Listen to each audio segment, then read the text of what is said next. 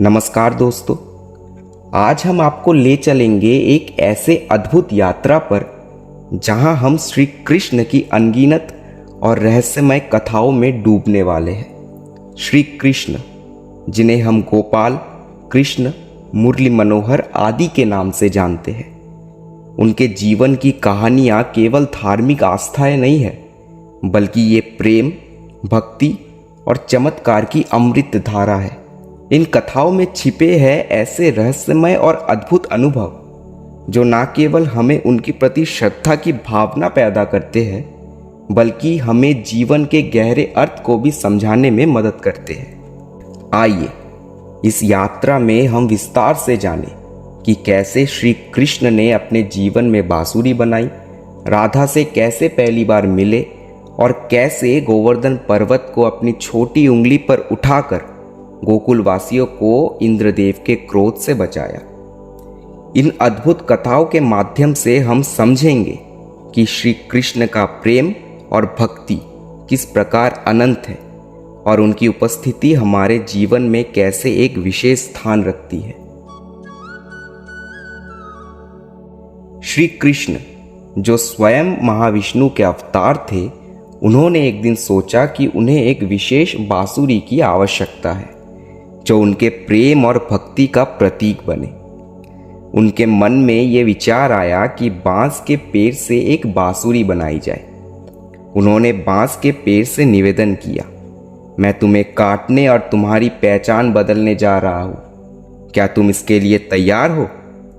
बांस ने अपनी पहचान की परवाह किए बिना श्री कृष्ण के लिए अपनी आत्मा को समर्पित कर दिया।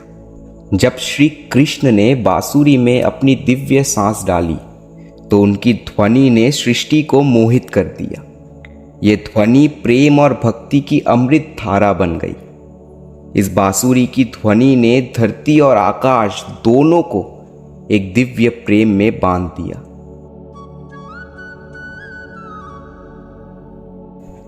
बरसाना में राधा नाम की एक छोटी बच्ची थी जिसकी आंखें जन्म से बंद थी। उसकी मां कीर्ति ने उसे विशेष रूप से ध्यान में रखा। जब श्री कृष्ण अपनी माता के साथ उस घर में पहुंचे तो उन्होंने अपनी दिव्य दृष्टि से राधा की आंखें खोल दी। राधा ने कृष्ण की दिव्य छवि देखी और ऐसा हुआ मानो राधा उसी पल का इंतजार कर रही हो।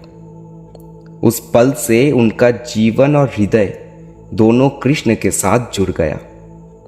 राधा ने महसूस किया कि श्री कृष्ण उसकी आत्मा का हिस्सा है और उस दिव्य मिलन ने उनके रिश्ते को अमर बना दिया।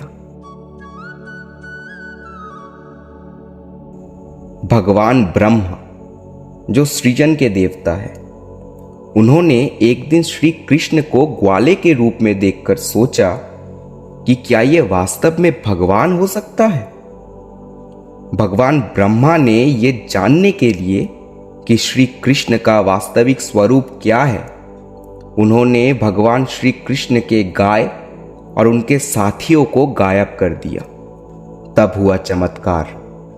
तब कृष्ण ने भगवान ब्रह्मा को दिखाया कि हर एक वस्तु, हर एक प्राणी और यहाँ तक कि उनकी साधारणता भी कृष्ण का ही स्वरूप है।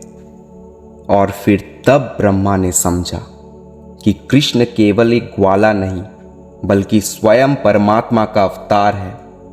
उन्होंने कृष्ण से क्षमा मांगी और उनके साथियों को लौटाया।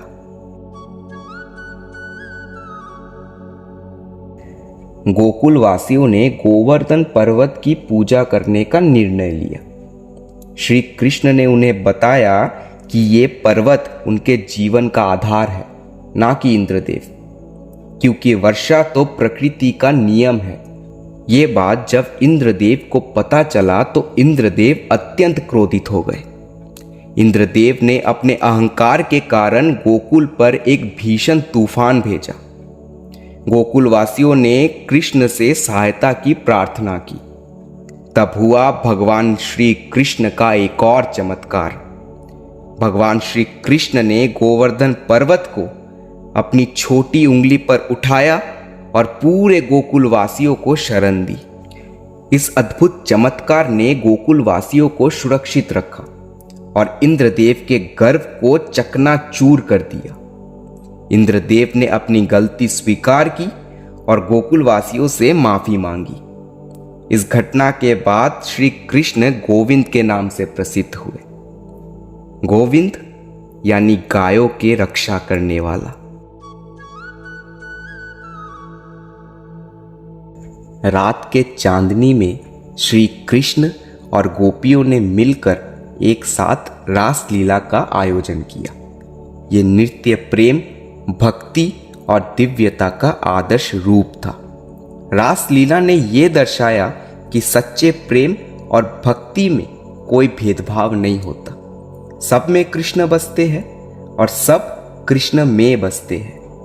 हर नारी के साथ कृष्ण का संबंध विशेष और दिव्य था। इस नृत्य ने सिखाया कि सच्चा प्रेम और भक्ति अनंत और अमर होते हैं और श्री कृष्ण की दिव्यता सभी सीमाओं को पार करती है।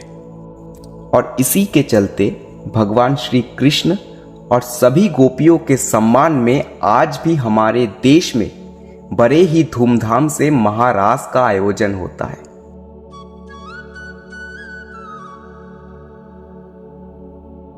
श्री कृष्ण और राधा का प्रेम केवल एक भौतिक संबंध नहीं था, बल्कि ये एक दिव्य और अमर बंधन था।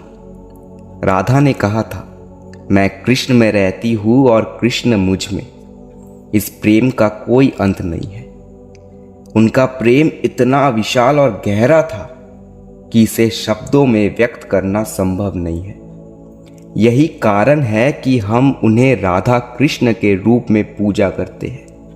उनका प्रेम इतना गहरा था कि जिस बांसुरी को भगवान श्री कृष्ण ने बड़े ही प्रेम से अपने लिए बनाया था, अपने और राधा के अंतिम मिलन में उसी बांस के बने बांसुरी को तोड़कर यमुना नदी में बहा दिया था। हमने आज श्री कृष्ण की अद्भुत और दिव्य कहानियों की एक छोटी सी झलक देखी, जो उनके प्रेम, भक्ति और चमत्कारों का गहराई से परिचय कराती है। हर कहानी, हर लीला और हर चमत्कार में श्री कृष्ण की दिव्यता और उनका प्रेम छुपा हुआ है, जो अनंत काल से हमारे जीवन को प्रेरित करता आ रहा है। आशा है कि इन कथाओं ने आपको भी उनके प्रति गहरी श्रद्धा और प्रेम से भर दिया होगा। श्री कृष्ण की उपस्थिति हमारे जीवन में एक अमूल्य आशीर्वाद है।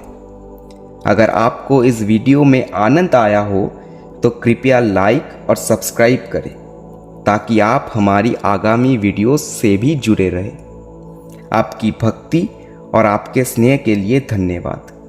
श्री कृष्ण की दिव्य उपस्थिति आपके जीवन को हमेशा रोशन करती रहे। जय श्री कृष्ण।